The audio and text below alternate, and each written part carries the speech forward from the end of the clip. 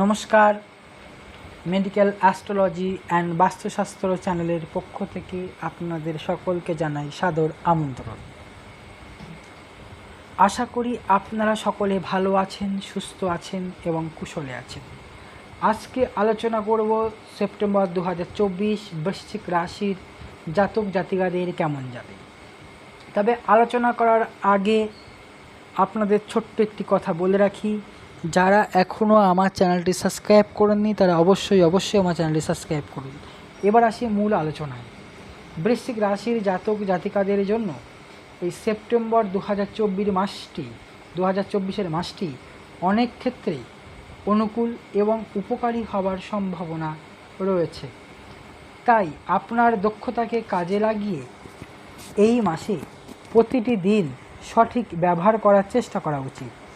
স্বাস্থ্যের দিক থেকে আপনাকে অবশ্যই মনোযোগ দিতে হবে, কারণ রাশির অধিপতি এবং ষষ্ঠ ভাবের অধিপতি মঙ্গল মহারাজ সারা মাস জুড়ে অষ্টম ভাবে উপস্থিত থাকবেন।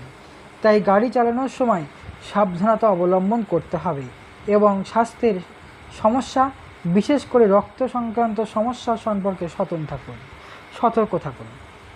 আমরা যদি আপনার কর্মজীবন সম্পর্কে কথা বলি, আপনি এই মাসে আপনার চাকরিতে বিশেষ সাফল্য পেতে পারেন। আপনার কার্যকলাপ আপনাকে অন্যদের থেকে এগিয়ে রাখবে এবং চাকরিতে আপনার অবস্থানকে মজবুত করবে। আপনি পদোন্নতির জন্য শক্তিশালী প্রতিযোগী হয়ে উঠবেন। যারা ব্যবসা করছেন তারাও একজন অভিজ্ঞ ব্যক্তির কাছ থেকে পূর্ণ সহযোগিতা এবং সমর্থন পাবেন, যার কারণে ব্যবসায়ও অদ্ভুত সাফল্য অর্জনের সম্ভাবনা রয়েছে। প্রেম সম্পর্কে উত্থান পতন সত্ত্বেও প্রেম এবং রোমান্সের সম্ভাবনা থাকবে, যা আপনার সম্পর্ক বজায় রাখবে। দাম্পত্য সম্পর্কেও মধুরতা থাকবে এবং স্বামী স্ত্রী একে অপরকে ঘনিষ্ঠ অনুভব করবেন। পরিবারে প্রতি দায়িত্ব সামনে আসবে। পারিবারিক জীবনে কিছু উত্থান পতন হবে। পিতার স্বাস্থ্যের সমস্যা হতে পারে। তাদের তীক্ষ্ণ বুদ্ধি থাকা সত্ত্বেও কিছু বাধা শিক্ষার্থীদের কষ্ট দেবে। একাগ্রতা বাড়াতে হবে। অর্থনৈতিক উন্নতি হবে এবং ব্যয় নিয়ন্ত্রণ থাকবে।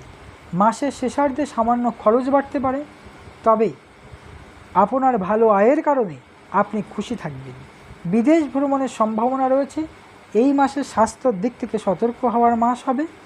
আপনি রক্ত সম্পর্কিত সমস্যায়, অনিয়মিত রক্তচাপ বা অনুরূপ কোনো সমস্যার দ্বারা অস্থির হতে পারেন, তাই আপনাকে অধিক সতর্ক থাকতে হবে। এবার আসি বন্ধুরা আপনাদের সমস্যা সমাধানের উপায়। এই উপায় কি? এর উপায় হলো আপনার রাশির অধিপতি শ্রী মঙ্গল মহারাজের বীজ মন্ত্রের জপ করা উচিত। কি বললাম? আপনার রাশির অধিপতি শ্রী মঙ্গল মহারাজের বীজ মন্ত্রের জপ করা উচিত। আশা করি বন্ধুরা আমার আলোচনা ও পর্যালোচনা এবং উপায় আপনাদের ভালো লেগে থাকবে। আর যদি ভালো লেগে থাকে তাহলে আমার চ্যানেলটি সাবস্ক্রাইব করবেন, অসুবিধা হলে কমেন্ট করবেন, লাইক করবেন, শেয়ার করবেন। দেখা হবে পরবর্তী আবার একটি এপিসোডে। ধন্যবাদ। জয় মা তারা।